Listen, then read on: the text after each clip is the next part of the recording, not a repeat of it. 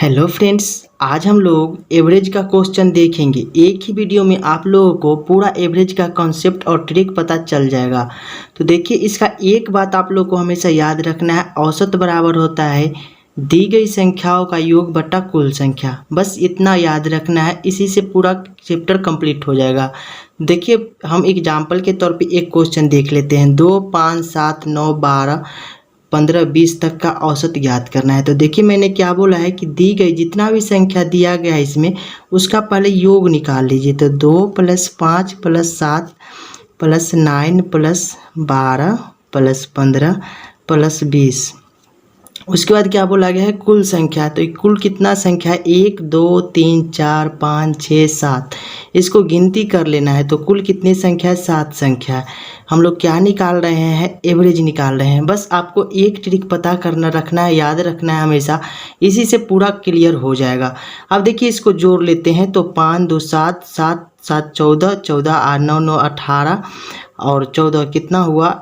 तो देख लीजिए यहाँ पे एक बार फिर से। तो 16 और 14 कितना हुआ, 16 और 14 मिलके 30 हुआ। 30 का 0, बाकी बचा 3 मेरे पास। अब देखिए, 3 और 2 5, एक 6 और एक 7। तो अब आगे नहीं है, 70 हुआ बट्टा 7। अब इस दोनों को डिवाइड करेंगे तो कितना बार में कट रहा है, मुझसे 10 बार में कट रहा है।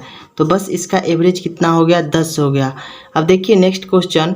देखिए अगला हमारा है, यदि 5 संख्याओं का औसत 30 है तो कुल संख्याओं का योगफल ज्ञात करें। योगफल ज्ञात करना है तो हम आप लोग को क्या बताए थे, एक ही फॉर्मूला याद रखना है, एवरेज बराबर total sum by total number. तो देखिए यहाँ पे नंबर दे रखा है, 5 संख्या है मेरे पास जिसका औसत 30 है। तो एवरेज बराबर कितना है मेरे पास, एवरेज मेरे पास 30 है और संख्या कितना है मेरे पास, 5 संख्या है। तो और पूछ रहा है क्या, टोटल योगफल ज्ञात करें। तो योगफल मेरा ऊपर में लिखा जाता है, तो हम मान लेते हैं उसका टोटल योगफल x रहा होगा। अब इसको हम यदि करते हैं क्रॉस मल्टीप्लिकेशन, तो 30 × 5 हो जाएगा, बराबर कितना होगा x के। तो 30 × 5 करेंगे तो 5 × 15 यानी 150 उस संख्या का टोटल योगफल होगा। ऑप्शन नंबर बी करेक्ट हो जाएगा। नेक्स्ट क्वेश्चन देखिए।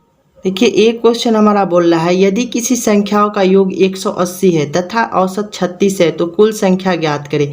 देखिए यहाँ पे मुझे संख्या ज्ञात करने के लिए बोल रहा है, योग कितना दे रखा है, 180 दे रखा और औसत कितना है, 36 है। तो औसत के सामने हम लोग 36 लिख लेंगे। उसके बाद योगफल देखेंगे कितना दे रखा है, 180 दे रखा है और मुझसे पूछ क्या रहा है, कुल संख्या ज्ञात करें। तो कुल संख्या की जगह पे कुछ नहीं है तो हम मान लेंगे कि x रहा होगा। अब इसको हम काट सकते हैं, तो काटेंगे तो ये जो कटेगा, ये 36 बार में 180 होता है, 36 × 5 180, मतलब x का मान 5 हो जाएगा। मतलब कुल संख्या कितना है, 5 है। आप लोग नहीं समझे होंगे, पता है मुझे। तो देख लीजिए यहाँ पे 36 लिखा हुआ है और 180 बटा x है। अब इसको हम क्रॉस मल्टीप्लिकेशन करेंगे तो x ऊपर जाएगा। तो देखिए यहाँ पे 36x बराबर हो गया मेरे पास कितना, 180। अब x बराबर कितना हो जाएगा, 180 बटा 36। बस यहाँ से काटेंगे तो ये 5 बार में कट जाएगा। आप समझ गए होंगे निश्चित रूप से। तो इसका आंसर कितना हो जाएगा, option number B. Next question देखिए, यदि 5 क्रमागत विषम संख्याओं का मतलब ए बी सी डी और ई का औसत दे रखा है 15, तो इसमें ई का मान ज्ञात करना है। अब देखिए, विषम संख्या मेरे पास दे रखा है, तो एक बात आप लोगों को हमेशा याद रखना है। वो क्या याद रखना है, मैं अभी बता रहा हूँ आप लोगों को, कि जो बीच में मान होता है ना, मध्य में, वो भी एक प्रकार का औसत ही होता है। यदि वो मान, याद रखिएगा, ध्यान से सुनिए, यदि वो मान क्रमागत रूप से जा रहा है तो बीच का मान क्या होता है, वो भी माध्य ही होता है, मतलब औसत ही होता है। तो कितना दे रखा है, ई का मान मेरे पास, सी का मान 15 दे रखा है और बोल रहा है विषम संख्या है। तो 15 के बाद क्या होता है, क्रमागत मतलब लगातार बढ़ रही है। तो लगातार बढ़ते बढ़ते कहाँ चली गई, 15 के बाद 17 होगा, 17 के बाद क्या होगा, 19 होगा, जो कि ई का मान दे देगा। तो ऑप्शन नंबर सी इसका करेक्ट हो जाएगा। एक और क्वेश्चन देखिए, यदि A B C D E F तथा जी का 7 क्रमागत विषम संख्या है तो उसका औसत क्या होगा। मैंने अभी क्या बोला आप लोगों को, A B C D E, F और जी है।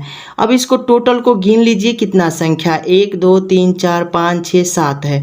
और क्या बोल रहा है, क्रमागत बोल रहा है। तो क्रमागत बोल रहा है, इसका मतलब जो बीच में मान आएगा ना मेरे पास, वही इसका माध्य हो जाएगा, या फिर इसको औसत बोलते हैं। तो ये बात को आप लोग को हमेशा याद रखना है कि जो मान क्रमागत के रूप में बोले और जो बीच में आ जाए उसे क्या कहते हैं, हम औसत कहते हैं। तो समझे आप लोग, ए बी सी डी 7 गो है, तो जो बीच में मान आएगा वही मेरा औसत हो जाएगा। तो इसका आंसर क्या हो जाएगा, ऑप्शन नंबर डी। वही यदि मेरे पास ए बी सी डी 4 ही रहता तो क्या करते भाई, इसमें तो बीच मान नहीं आ रहा है, तो इसके लिए एक इधर से छोड़ देते, एक इधर से छोड़ते, तो बीच में कितना बचा, 2 बचा। तो कुछ नहीं करना है, b + c/2 कर देंगे तो यही मेरा औसत निकल जाएगा। तो इस तरह से आप लोगों को ध्यान में रखना है, मतलब दोनों ओर से बराबर अंक छोड़ना है, और जो संख्या बीच में बचेगा वही मेरा औसत होगा, क्रमागत पूछे तो। नेक्स्ट क्वेश्चन देखिए,